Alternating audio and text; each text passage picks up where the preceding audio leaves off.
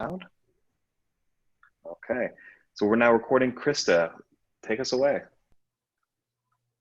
Thanks, Josh. Good afternoon, everyone. So glad that you were able to join us for our virtual Welcome to the City event this afternoon. We've got 3 panelists this afternoon that are going to chat about their alumni experience, and they are all based in the Triad area, which is considered Greensboro, Winston-Salem, and High Point.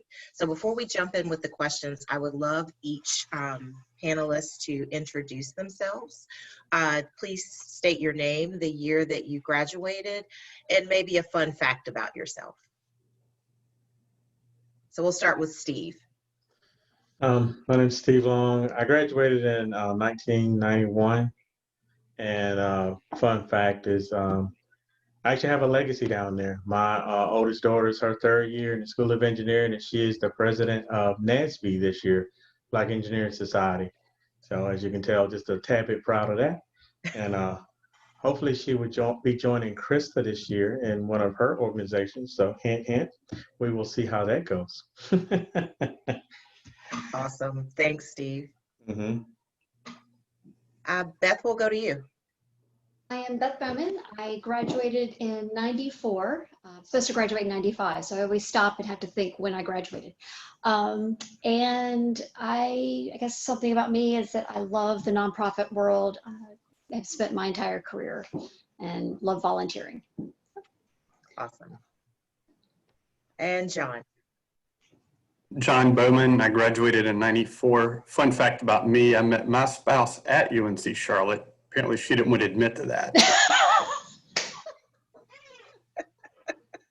And we have a son who is now going to start going to UNC Charlotte, so in engineering.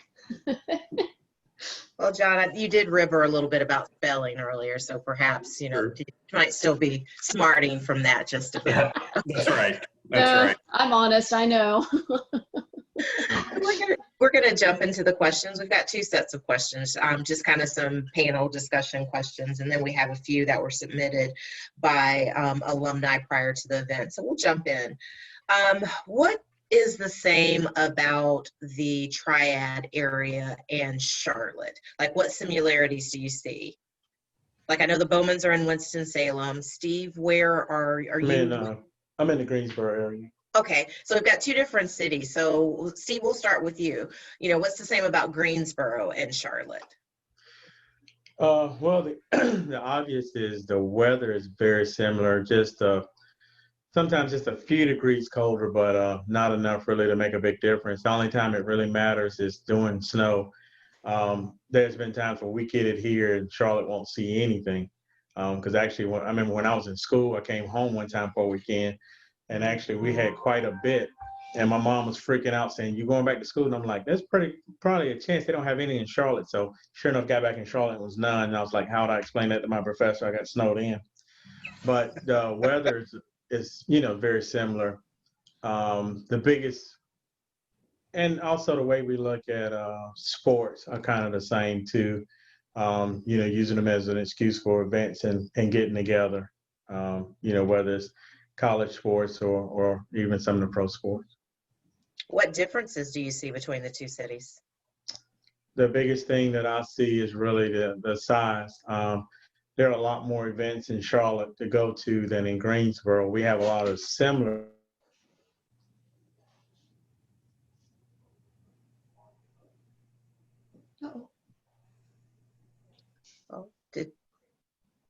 There we go. It's harder really to get out and network than like Charlotte is. Charlotte is more built for that. Greensboro really isn't.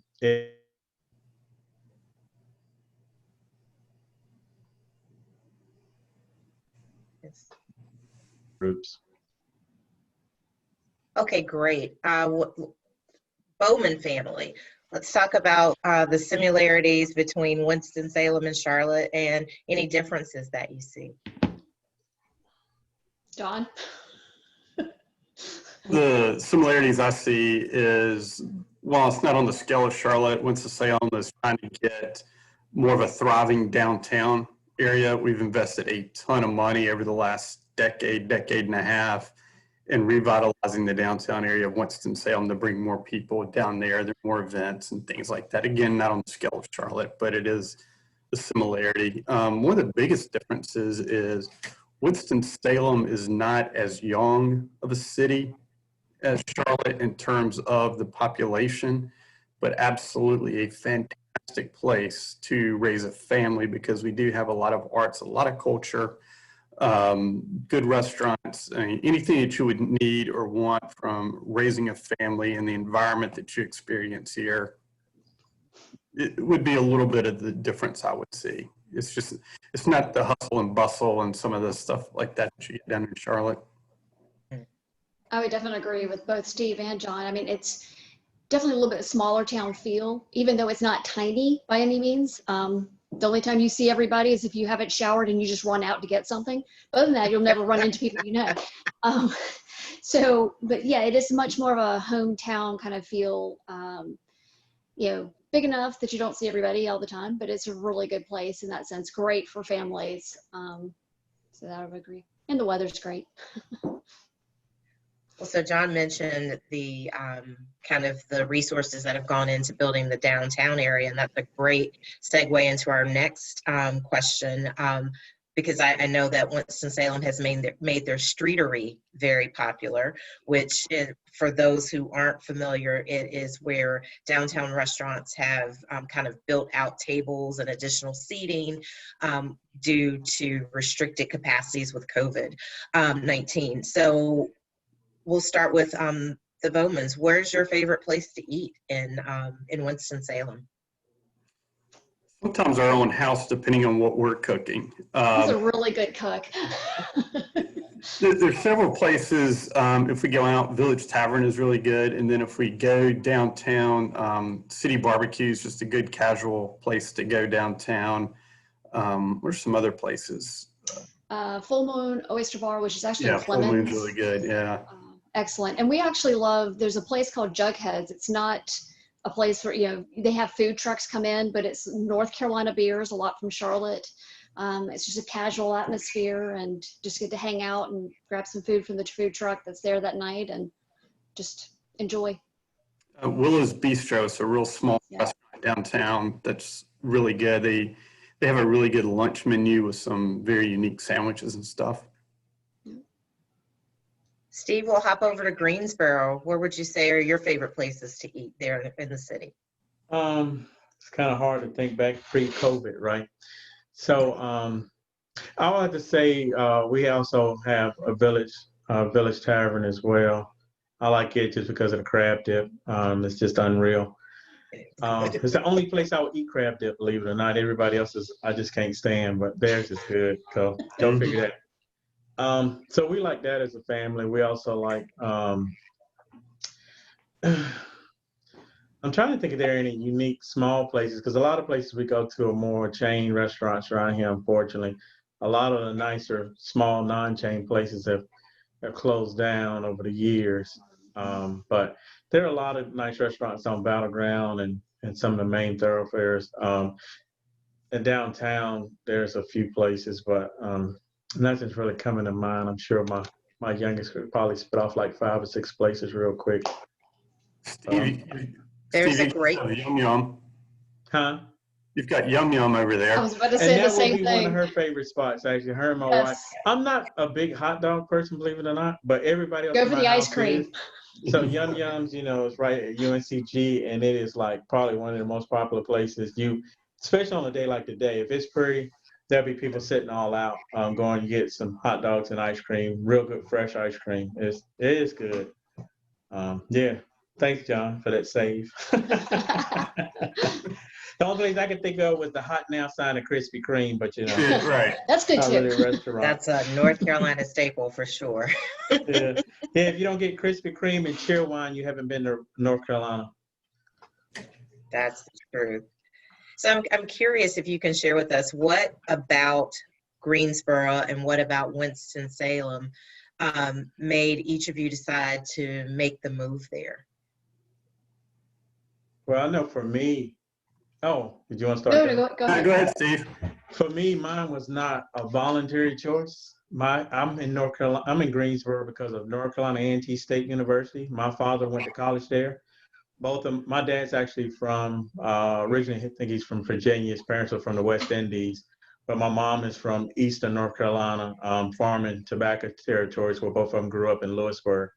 And my dad came up here because of North Carolina A&T State University. Of course, I broke his heart when I decided to go to Charlotte because my older brother went to T as well, and I had a full scholarship to T, and I decided I had to leave Greensboro.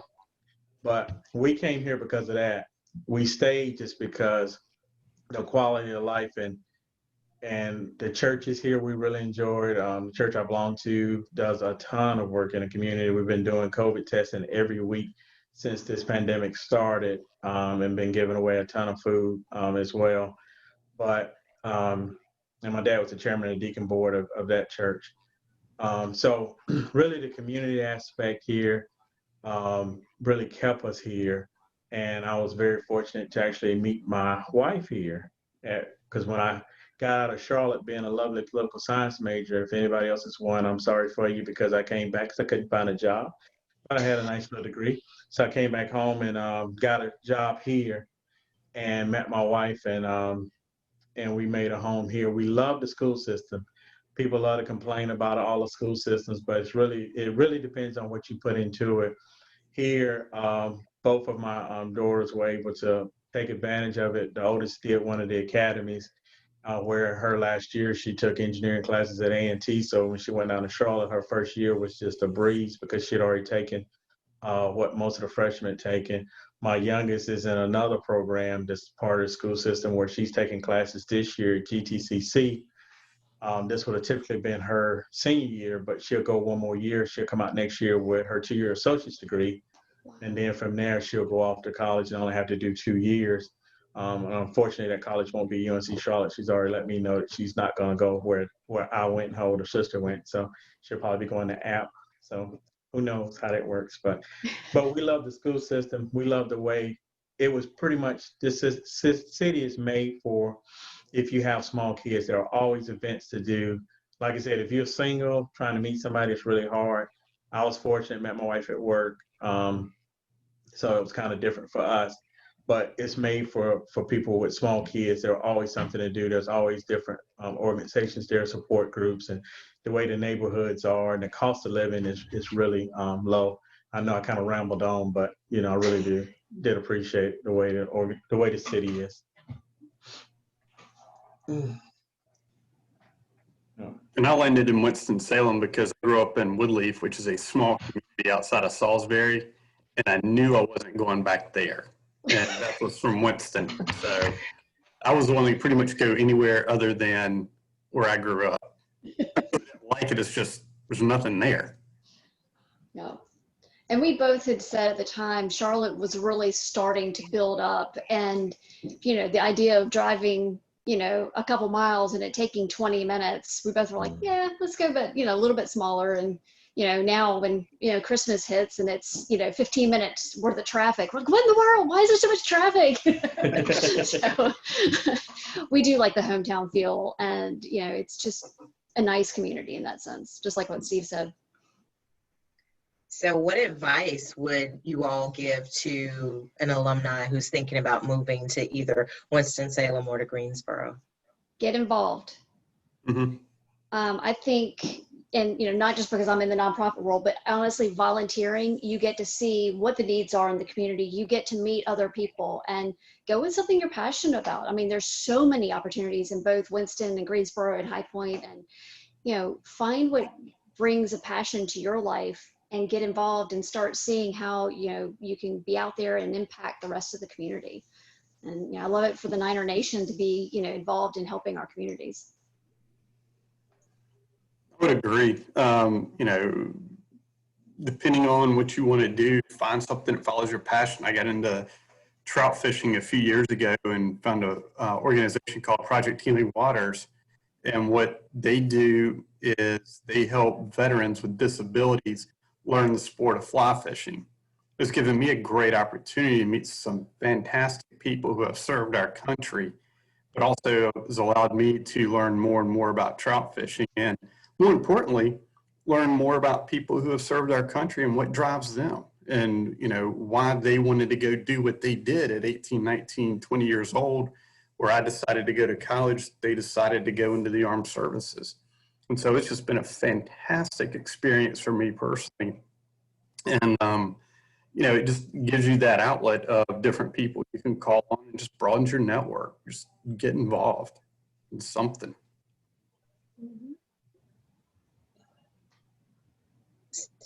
Steve, what advice would you give for anyone looking to move to Greensboro, an alumni looking to move to Greensboro? I do like the getting involved things. That's helped me. Like I said, I do a lot of stuff for my church, but also my grad chapter of Alpha. Of the stuff we do, it always keeps you busy, probably more than you really want to be. Sometimes you have to learn not to answer your phone. But the other thing that I would highly encourage and always tell people that come to this area is that fill up your car full of gas and just go out and explore and take advantage of where you are.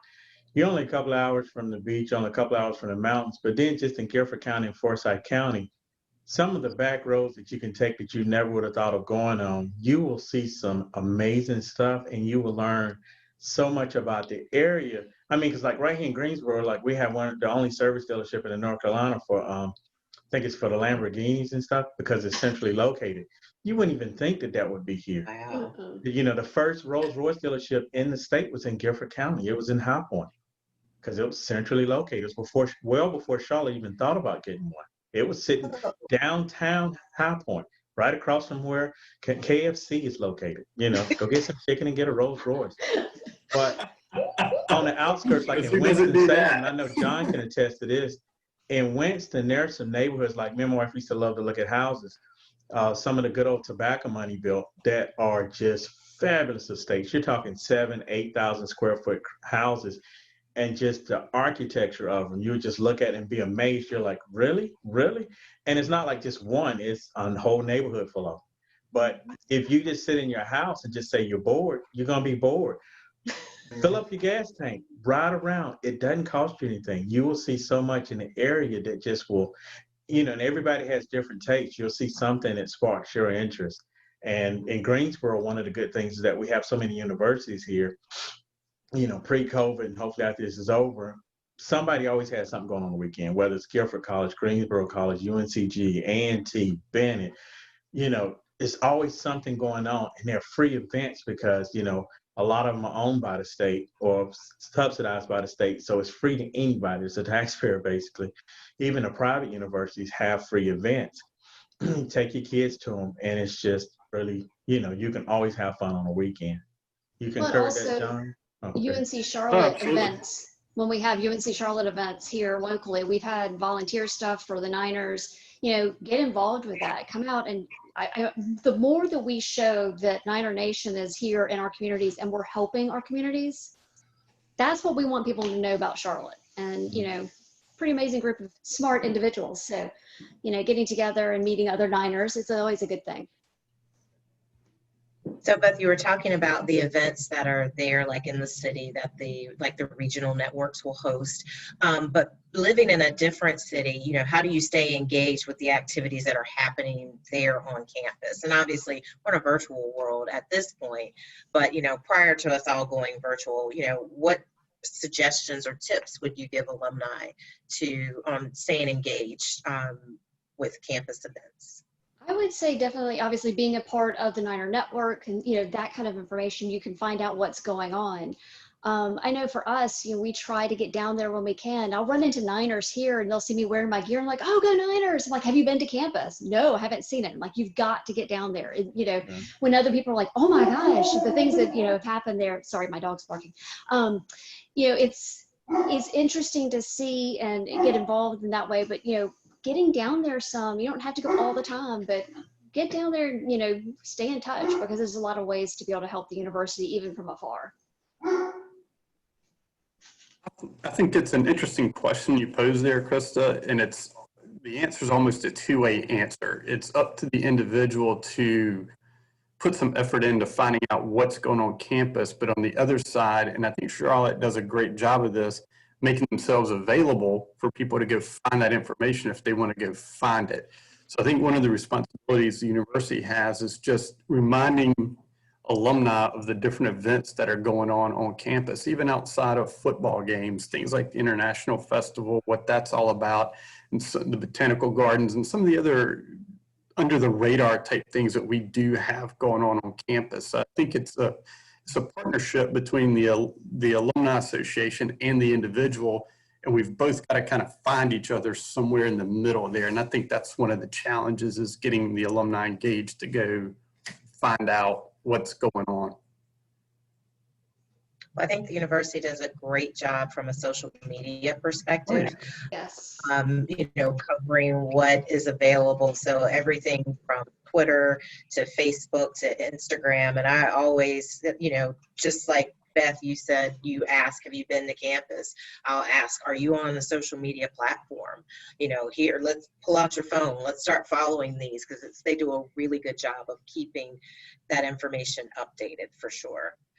So we've got just a few moments left, and I wanted to make sure that we had a chance to answer some of the questions that came in from alumni.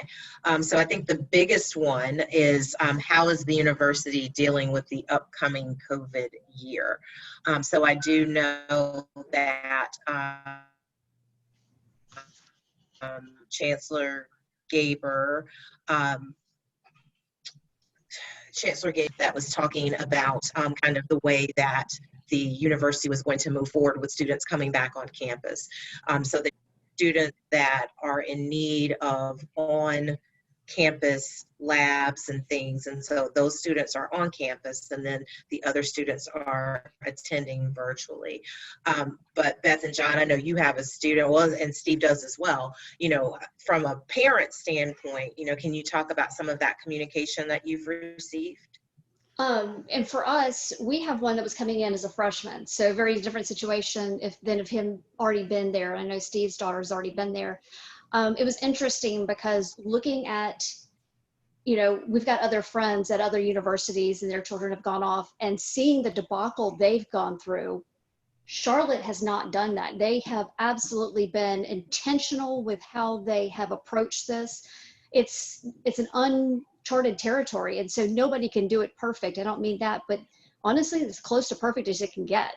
They've been upfront, honest, and our son is in engineering, and the whole reason he wanted to go to Charlotte was the hands-on. That was the one difference that Charlotte, from every other university university was very books and theory, where Charlotte, let's get in and let's do this. And so he said, he started talking to his advisor, the admissions counselor, and together they said, yeah, waiting another semester to start is fine. Do that. He's working full-time in IT. He's getting that experience. And they were completely supportive of his decision. He wants to go so bad, and he's so ready. But I was just floored with how the university supported him. And I haven't seen that from any of my other friends' kids at other, colleges within the state. And so I've started telling my friends who have seniors, start watching how the university is handling this. Look at what they're doing. Start investigating that. Look at what Charlotte's doing. I can't speak to the other ones, but Charlotte's doing it right. They're upfront, they're honest, they're trying. I give it to them. I am absolutely just floored and impressed with what UNC Charlotte has done. And Steve, you might have a better perspective on the other side of actually already being there. John, I don't know if you have anything to add too. No. I've been impressed with the communication that we've gotten. One thing that I would like to stress to our alumni, especially ones that are, if you are going to send your kid there and have a legacy there, make sure you take advantage of what you already have. And what I mean is the fact that when you are on campus, you built relationships, hopefully, with someone and some administrators. What we did is when my oldest, she knew she wanted to go to Charlotte early on, just because I used to be on the alumni board as well for a while as a secretary. And so I went down to events a lot, and she used to come with me. So she felt real comfortable with the campus. And, I tried not to steer her toward it. I was like, it's got to be your choice, because you got to go somewhere you want to go. And her senior year, we went down there and she told us she just really felt, you know, like it was home. I said, okay. I said, if that's the case and you know you want to go here, I said, there's some people you need to meet. And so one of the first people we went and sat down with was, he's retired now, but was Keith Watson. When I was on campus, I was with student fees and he was one of my mentors. We went and sat in his office and we talked. And and Keith started asking her questions directly and was just, making sure why she wanted to go and what she wanted to do while she was there. But the important thing was he looked at her and he says, do you think you're going to work while you're on campus, while you're here? And I told him I wasn't really sure if I wanted her to have a job. And he said, what if it's working on campus? I said, well, that would be different. And Keith says, well, I'm over the bookstore, right? And I said, well, yeah. He says, do you think you want to work in a bookstore? And she says, and we just walked out of the bookstore and joked about it. And she said, yeah. He said, we can make that happen. Long story short, got her job at a bookstore. She gets discounts on all her textbooks. But it was because we kept that relationship alive and used that where another student wouldn't have had that. And even going to her third year, she still works there, but she only works the first couple of weeks of the semester and the last couple of weeks, when they're real heavy. During the middle part, she doesn't because she does an internship. So, for other alum, if there are departments and people you have dealt with, they would love to see you come back with your students. So take advantage of that. It's the full circle and it will benefit. It's one of those things you have not because you ask not. So keep those relationships going. I just hate that she got in, after Betty Stansel had passed. Me and Betty were real tight because I wanted her to meet, see her come in as a student because me and Betty had talked about that for years. But so take advantage of what, get choked up with that community. I was there when Betty first started. I was one of the ones that helped her find all her connections. And she used to always tell that story. But, take advantage of that because you could play a big part in your student's career and help them through some parts that normally other people have to find their way through, but they wouldn't have to. And, my daughter got to talk to Chancellor Woodard for a little while, and me and him reminisced a little bit. So she already felt like she was a step ahead of her roommate and other people, that she already was a part of campus.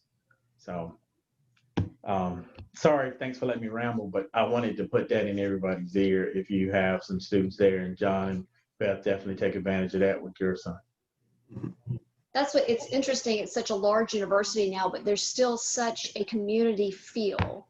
And I think that's what I was so floored about with how his advisor and the admissions counselor helped our own child. I mean, he's one of there was a record number of people applying for admission this past year.